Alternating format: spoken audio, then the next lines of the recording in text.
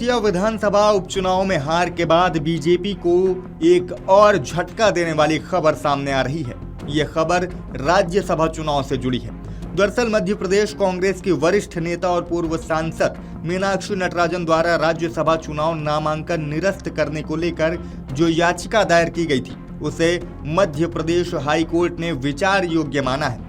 Justice BP Sharma के single bench ने इस मामले में राज्य सरकार, रिटर्निंग ऑफिसर, भारत निर्वाचन आयोग, मध्य प्रदेश के मुख्य निर्वाचन अधिकारी और भाजपा की ओर से निर्विरोध निर्वाचित तीनों राज्यसभा सदस्यों तरुण चुघ, रजनीश अग्रवाल और महेश केवट को नोटिस जारी कर जवाब तलब किया है और इस मामले की अगली सुनवाई 11 अगस्त को तय की गई है।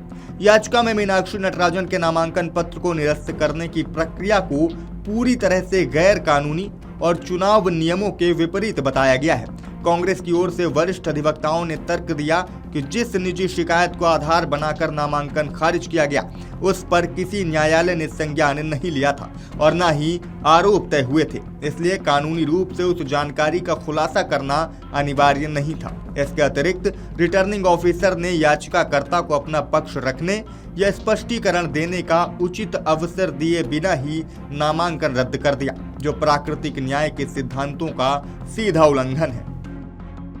याचिका में पूरी चुनाव प्रक्रिया और निर्विरोध निर्वाचन के निष्पक्षता पर गंभीर सवाल उठाए गए हैं। याचिकाकर्ताओं का कहना है कि यदि उनका नामांकन गलत तरीके से खारिज न होता तो चुनाव की नौबत आती, जिससे प्रतिनिधियों को मतदान का संवैधानिक अवसर प्राप्त होता।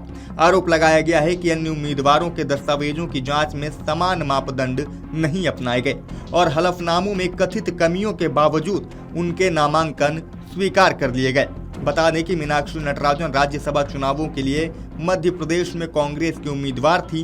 उन्होंने अपना नामांकन पत्र भी दाखिल किया था, लेकिन बीजेपी ने मीनाक्षी नटराजन के नामांकन पर आपत्ति दर्ज करा दी। बीजेपी ने आरोप लगाया कि मीनाक्षी नटराजन ने तेलंगाना की अदालत में लंबित मामले की जानकारी अपने शपथ पत्र और नामांकन दस्तावेजों में नहीं दी है। इस पर रिटर्निंग ऑफिसर ने नोटिस जारी कर जवाब मांगा और दस्तावेजों की जांच के बाद 9 जून को मीनाक्षी नटराजन का नामांकन निरस्त कर दिया गया। मीनाक्षी नटराजन का नामांकन निरस्त होने के बाद मध्य प्रदेश से दिल्ली तक सियासी बवाल मच गया था। वहीं बीजेपी ने ये तीनों सीटें निर्विरोध जीत ली थी। इसके बाद कांग्रेस ने बीजेपी पर कई आरोप लगाए थे और कहा था कि हम सुप्रीम कोर्ट तक इस लड़ाई को लड़ेंगे और अब मीनाक्षी नटराजन की याचिका स्वीकार कर ली गई है मध्य प्रदेश हाई कोर्ट द्वारा। तो एक और जहां दतिया विधानसभा उपचुनाव में हार का स्वाद बीजेपी को चखना पड़ा है, तो वहीं दूसरी झटका देने वाली खबर ये है कि अब राज्यसभा चुनाव को लेकर भी हाई कोर्ट में मीनाक्षी नटराजन की याचिका स्वीकार कर ली गई है। हालांकि अब इस पे फैसला क्या होगा ये तो आने वाला वक्त ही बताएगा, लेकिन बीजेपी के लिए इसे एक बड़ा झटका माना जा रहा है। इस खबर में अभी इतना ही। फिलहाल इस पूरे मामले पर आप क्या सोचते हैं, आपकी क्या राय है, कमेंट करके हमें जरूर बताइएगा। आपके राज्य की खबरें, आपके शहर की खबरें सबसे पहले जानने के लिए देखते रहें अमर उजाला। चैनल को सब्सक्राइब जरूर कर लें और पाएं हर अपडेट।